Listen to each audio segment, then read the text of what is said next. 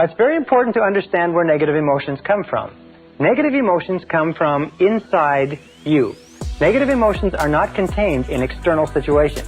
Negative emotions are not caused by other people or other situations. Negative emotions are caused by your response to other situations. Perfect example. Two people meet the same situation, a traffic jam, a rude waiter, whatever it happens to be, and one person gets all upset and uptight and angry, the other person lets it go off their back.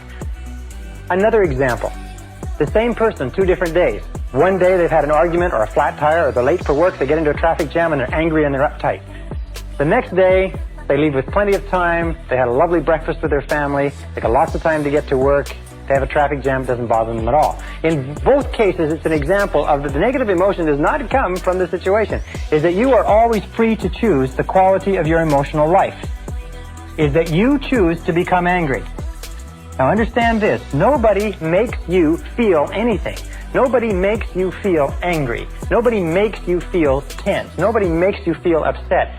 You always decide how you're going to feel, and then if you're not careful, you will fall into a negative habit pattern of blaming the other person. Blame is the core of all negative emotions. When you stop blaming, you cut down the negative emotion tree.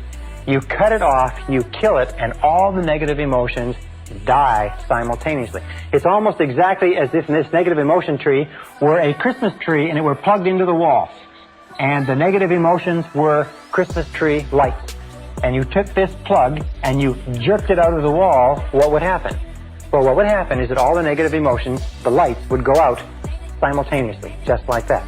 One of the things that we know about negative emotions, and I've studied them for years, is that negative emotions start off like a spark. And as they are fed, as we dwell upon them, as we justify them, as we become judgmental about the situation, they start to grow and grow and grow until they absolutely consume our minds. Now, with regard to identification, which is taking things personally, what we do is what is called, we disidentify. We objectify, or we again remain neutral. We try to keep it at arm's length. We say there is a problem, but I am not the problem. There is a difficulty, but the difficulty is not me, and we keep it at arm's length.